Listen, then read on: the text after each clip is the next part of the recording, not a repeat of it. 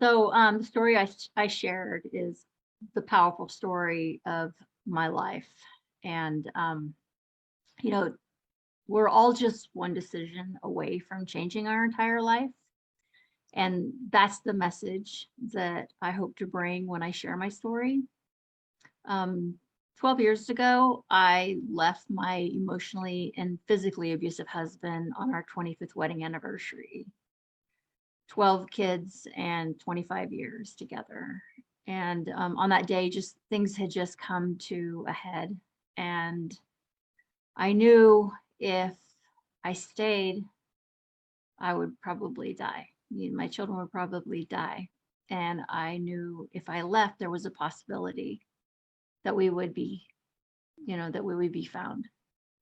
But leaving, if I left and everything went well, then we would be free. So I packed up our clothes and a 10-man tent. And for the next 3 months, we lived out of that tent homeless while I got a restraining order and custody of my kids.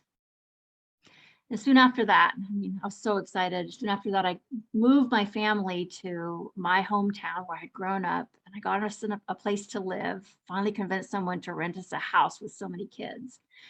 And we're all settled, people came and they gave us beds, they gave us clothing, they gave us all the linens and things that we needed for the kitchen. So I'm set up. My kids, for the first time in their life, they have a home where they don't have to fear for their lives. And for the first time in my life, I'm free. I should be so happy. But, I'm not happy. And there comes this day where I'm walking along Main Street of my hometown and just walking, putting one foot in front of the other. And I'm looking down, how we do. We look down when there's weight on us. And I like to call it a backpack because we carry all of this weight in a backpack on our back that just weighs us down. And I'm looking down and I'm just putting one foot in front of the other. And I think to myself, my life is just black and white.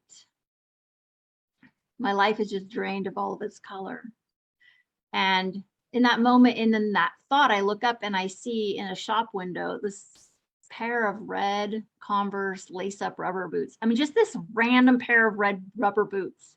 But, up until this point, I had, and I don't even know if you know this, Colleen, but I had lived as a Mennonite, which is a You were a plain Mennonite? person. Yeah, which is a plain person. So in leaving my abusive husband, I left my community and I left everything I knew for 17 years. I know exactly what a Mennonite is. They have them in southern Alberta, where my husband's from, and his dad was the doctor that would go into the Mennonite communities. Yeah. Yes. So it's kind of like, oh, those were Hutterites too. Yeah, and it's kind of like Amish Mennonites, people. Amish, yes. Just So I wasn't allowed to wear. Mm-hmm. Wasn't allowed to wear red as a Mennonite, and so there's these red rubber boots, and I think they're so cute. But I think, oh, but they're red. And then the thought I had the second before, my life is drained of color. My life is just black and white. Made me think, but they're red. So I went in that shop and I put those red, I found that they were my exact size. I bought them, I put them on. And the moment I put them on, it was like, my life is ignited with color. My life is filled with color.